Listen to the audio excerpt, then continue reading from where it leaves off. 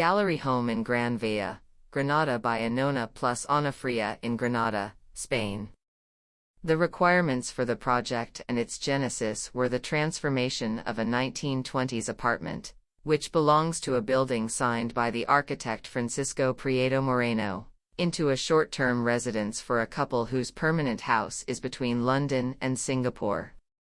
They also needed the apartment to be an exhibition space for their art collection.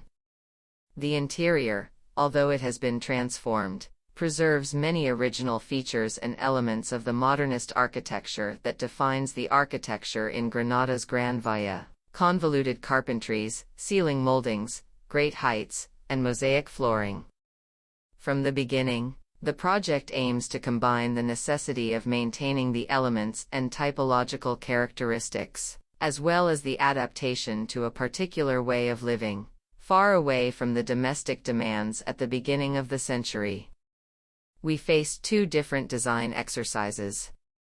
The first one originated from the demand to locate the new wet rooms and service areas without dividing the large areas needed for the exhibition.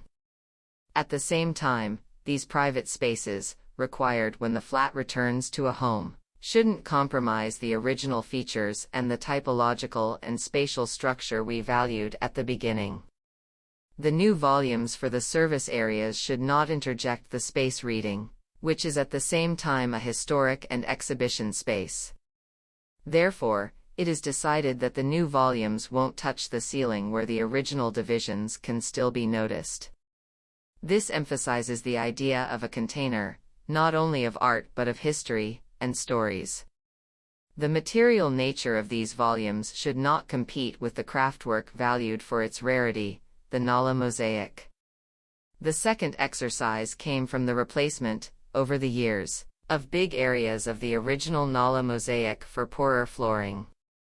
We decided to face both situations from the same premise and approach them as a whole to develop a single tool, and achieve a solution where the project was readable and coherent.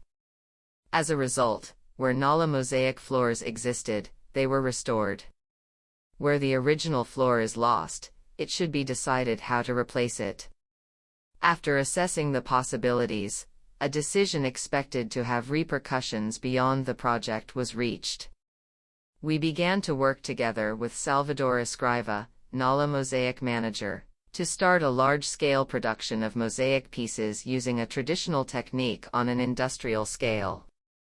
Manufacturing new molds, using atomized soils among the colors and pigments used during the early 20th century.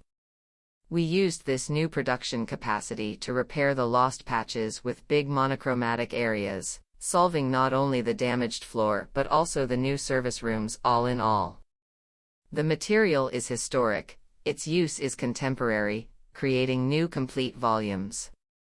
The result is a series of spaces where two ways of living face each other, two uses of historic ceramic material, reflecting the passage of 100 years and our proposal to live and exhibit.